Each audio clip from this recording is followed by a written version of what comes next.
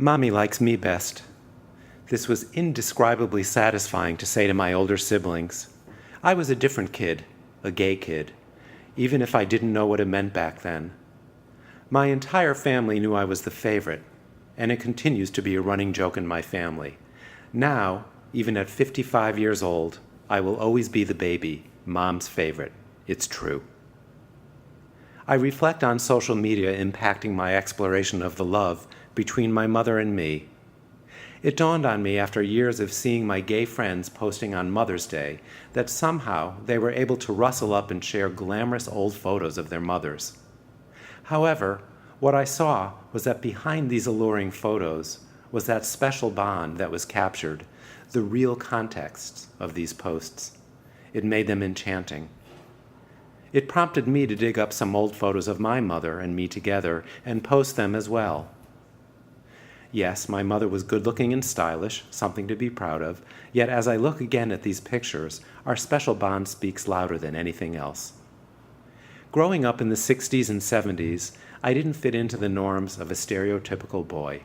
My mother was my pal, it's that simple.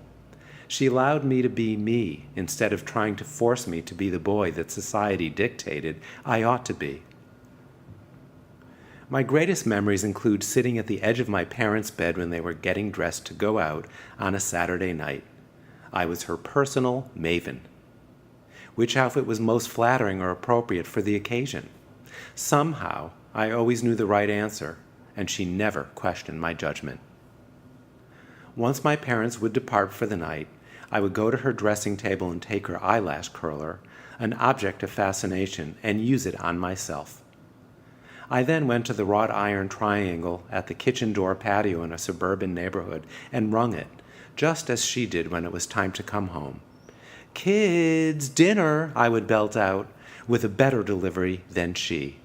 In hindsight, she only rang the triangle as her signal and never yelled out. She was the model for the advertising of my parents' clothing store called Miller's. The tagline was perfect. All eyes are on the Miller girl. Every childhood photo of me was mimicking the exact same pose that she was instructed to use by the photographer, hip and feet out to the right. Also, there were activities that we did together that in hindsight don't seem significant, but that created our bond as pals. These moments helped me like myself during the cruel years of growing up gay. We would fill the station wagon with garage sale treasures and help friends decorate their homes. Among my mother's specialties were groupings, clusters of pictures arranged on the living room walls. There was an art to rearranging furniture in the raised ranches, split levels, and sprawling colonials to give the room some pizzazz. We drove throughout our suburban town, doing this together for her many friends, and we always had fun. My favorite memory was suggesting that she and her friend move a pot holder that had inadvertently been placed on a living room chair to a side chair. We cackled about this for days. As we became more upwardly mobile and moved to a bigger house, our big backyard with an in-ground pool meant numerous landscaping projects that we did together. Her friends moved as well, and there were always new decor and groupings to be done. We were constantly arranging and rearranging furniture in our Connecticut town. We had pleasurable jaunts to garage sales, antique shows, and of course to Frank, the junk collector and upholsterer. She also taught me how to hang wallpaper and hired me out to her friends. There was always our time that my mom and I enjoyed together. In the winter, we would go skiing. The best year was 1976. In her two-seater Datsun 260Z, with only room for her, me, and our skis. Lou Rawls played on the 8-track tape player, "You'll Never Find Another Love Like Mine," a perfectly special metaphor. I also admired that my mother was athletic, slim, and casual, yet also glamorous when she needed to be. Everybody loved her youthful demeanor. My friends always noticed that. It was a source of secret pride for me. It still is. And then there was shopping. She was and still is the queen of discount shopping. and we spend countless hours mixing and matching outfits and discussing our finds. Today, older than my mother was back when I was a kid, there are still phone calls, texts, and pictures sent back and forth about our finds at antique shops, furniture purchased, money saved at Saks Friends and Family sale, the outlets, or how much money I actually saved at Century 21. Somehow she knows the moments when I'm most frenzied in these stores and sends me a text message or leaves me a voicemail to hear about my finds. We have endless conversations about fabrics, colors, and various designers' strengths and weaknesses. Over the years, while living hundreds or a couple thousands of miles away, we show up wearing the same outfits or same color combinations. No consultations needed, it just happens. About 20 years ago, we were sitting on the couch looking at old photo albums, me, my partner, my mother, and my sister. While looking at her wedding photo, my partner said, "I supposed you saved that dress." Some would have preserved it in a special box for safekeeping, but not her. "I figured one of the kids would want to wear it for Halloween," she said. Without missing a beat, I crinkled my face and tilted my head while looking at the photo of her in the wedding dress with her tiny waistline. "I could never fit into that," I said, in all seriousness. "I wasn't saving it for you," she exclaimed, while laughing. Her acceptance of me took place at a time in my life when other kids were making fun of me for being gay. I was always me, and I happened to be gay.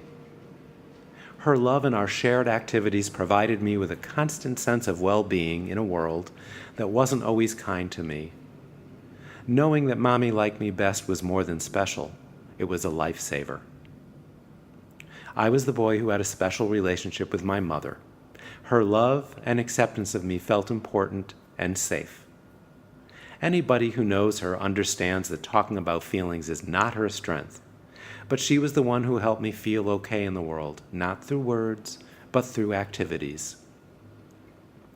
We never actually discussed who I was or how I was different, but her acceptance of the real me allowed me to take risks then and now. I had a place in the world where being me was just fine. There was warmth in our interactions. She was my pal. I felt special because of her, and my identification with her was strong.